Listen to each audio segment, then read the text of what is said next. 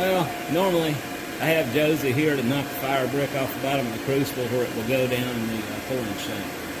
She wasn't here today, so I just dumped the crucible load, and it was all the way to the rim. So I am missing one of my gloves.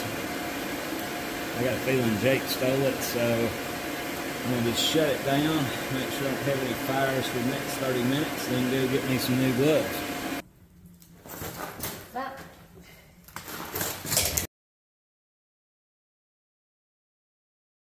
You alright? Yep. That sucks. Sure you're alright? I'm fine. I'm just bummed out. Why? Because we've been waiting all this time to get this pour going, and there it is. Well, I told you, I still got to do a lot of tweaking on this furnace before it's running efficiently. Well, no, you're the one that set the time frame and said we'd be ready by 9. And based off the other night, I thought we would be.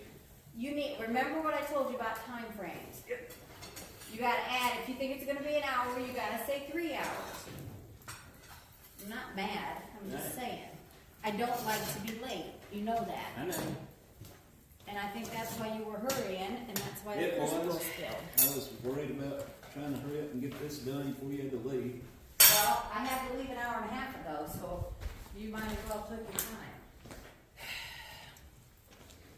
We'll try this again tonight. Huh? We'll try this again tonight.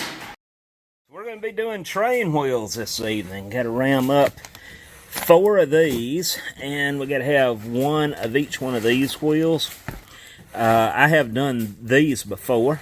The customer needed 1 more of each wheel, and this customer also sent a bell, but that's going to be done in yellow brass at a later point, probably tomorrow. But for the most part, these patterns are finished. Check out how slick they are. Won't have any problem at all pulling these from the sand. And I won't have any problem with these either after I learned the trick a couple of years back. I was also going to try to fit this in, but I realized I've got to spend several more hours of pattern work just to get this to work. They have holes in the side. I went ahead and glued that in place. I've got to come back and glue this, and I've got to try to trim it down, and then I got to put some putty in here, and that little hole right there is not going to cast. I'm going to have to fill that in. It's going to take some work. It's not ready to just throw in the mold like the others, so we'll try to get these at some point later this week.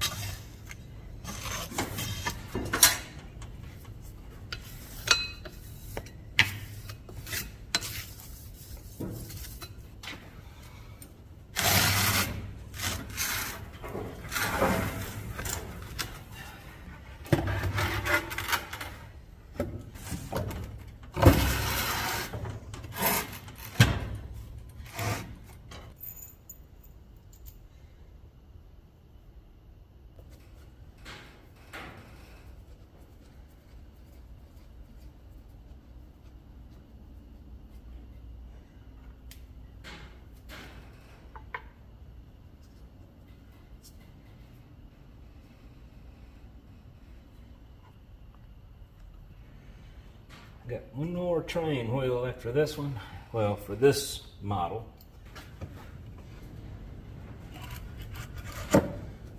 Crooked flask.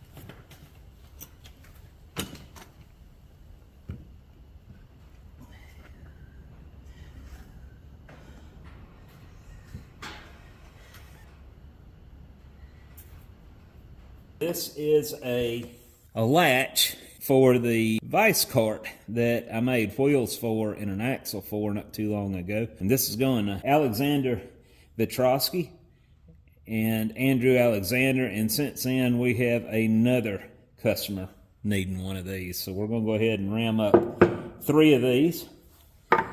We did one last night and it was a challenge. Because these are actual castings, it is a pain to try to work around that.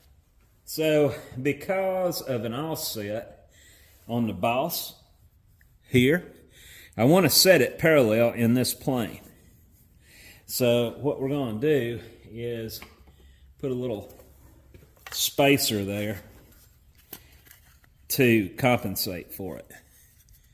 You see that?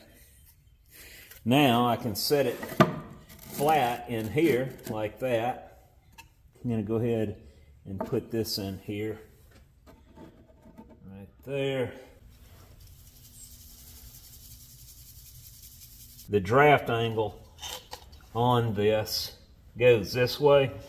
So what I'm going to do, I'll temporarily fill it, but I'm going to have to cut all that back out in that little square slot.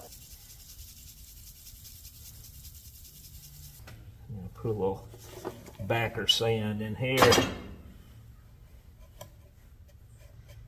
Just kind of help support that. Because if I don't, when I go to ramming on it, it's going to want to kick this end up.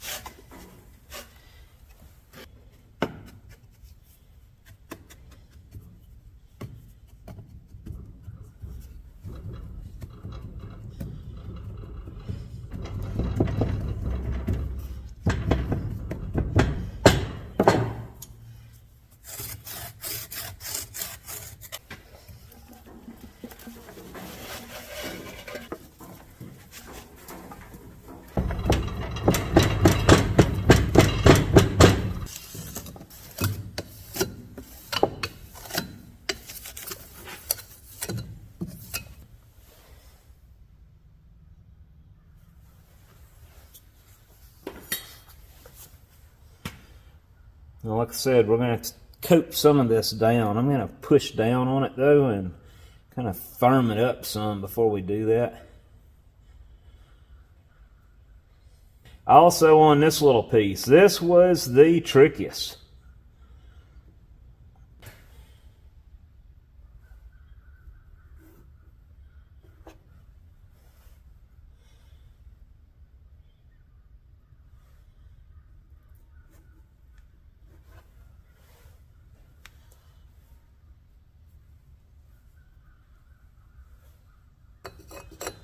Coat down first.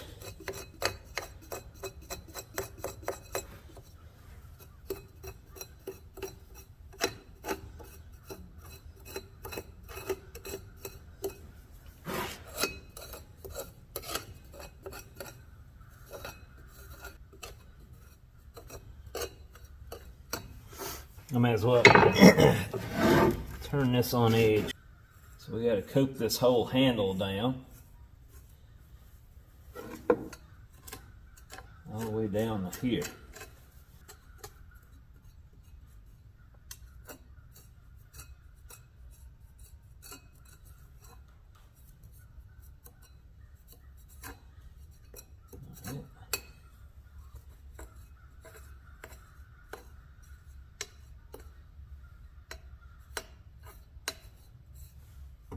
Coat this out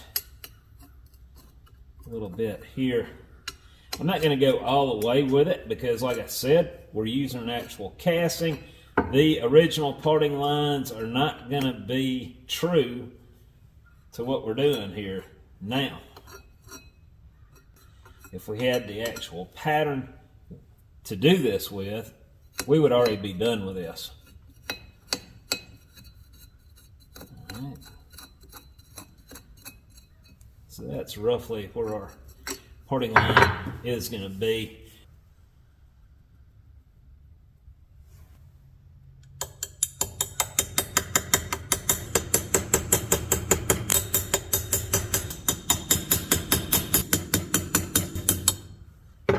And I am going to go ahead and physically take this out of the mold, blow the crumbly bits out.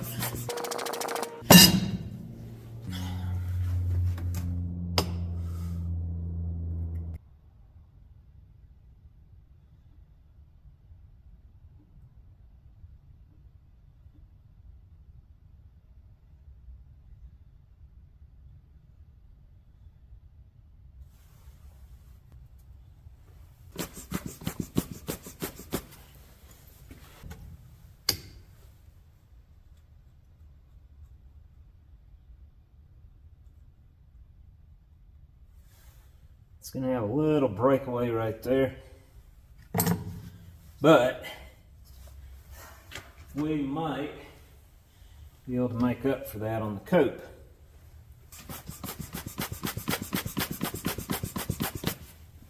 As long as I don't have any negative draft, and it doesn't look like I do, we should be able to fix this.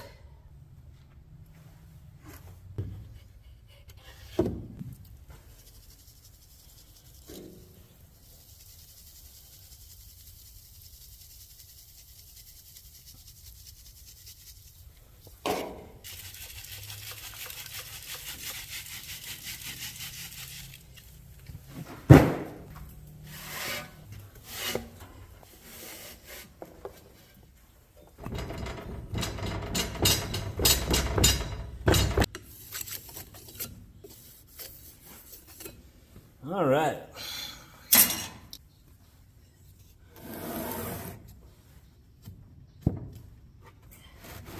Let's measure. So it's going to be 7 3/8 from here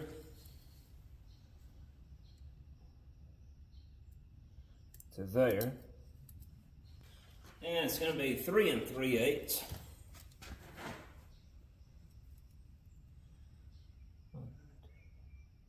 from here to here. Right there. And now I'm not too worried if I'm off square or not, because this is the actual interface side to the other one. But I do have to punch all the way through this one. I just got to remember this is the drag, not the cope. All right, both castings stay in this part. That's good. We're going to lose a little sand right in these corners. Can't help that. Now this piece right here is going to want to break and take off with me. So I'm just lightly keeping my finger on it as I wiggle up on it.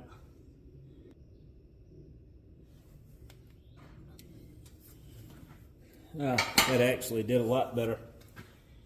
Knock on wood. The only thing I'm going to do to this is vent it. This is going to be our very top here. So I'm going to vent it there and here. And I'm going to put scratch vents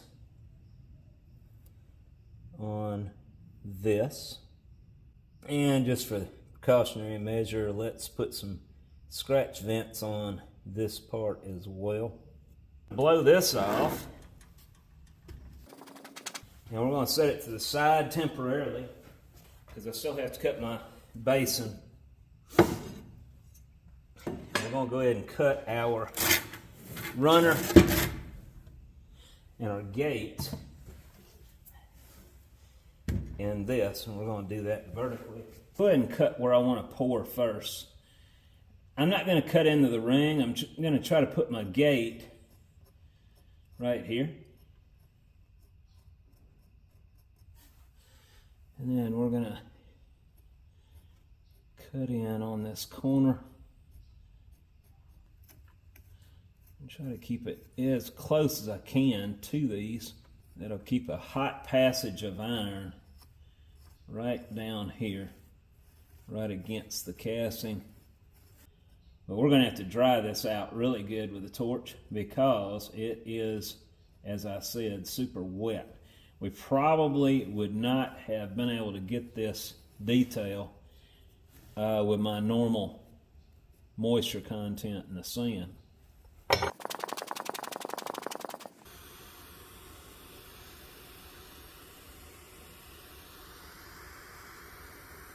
We know where we're at on location.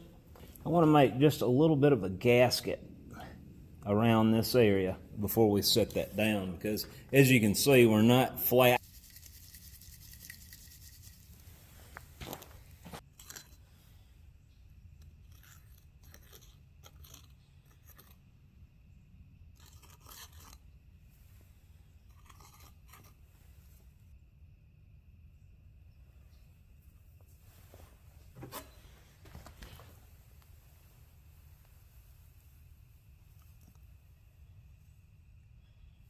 All right.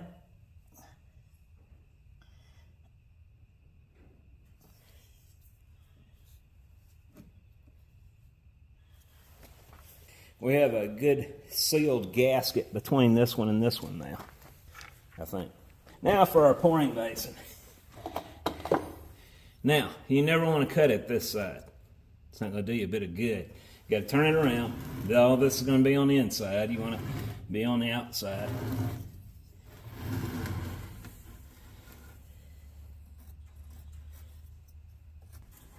I started this video 53 minutes ago, so it's still going to take close to an hour, isn't it?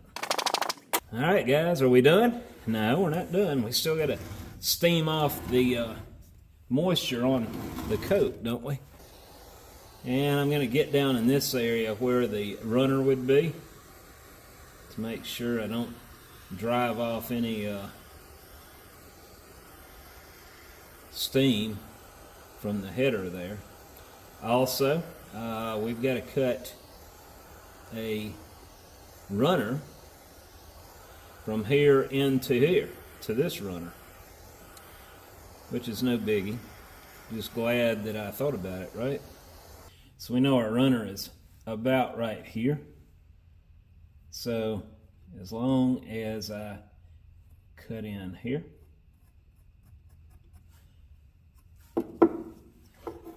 we are good.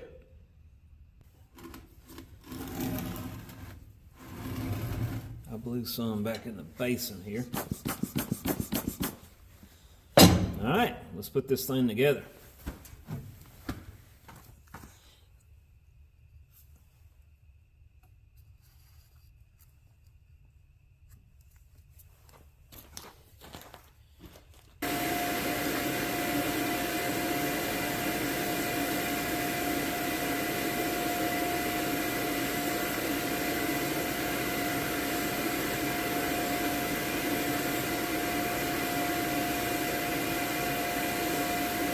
Just coming up. It's good.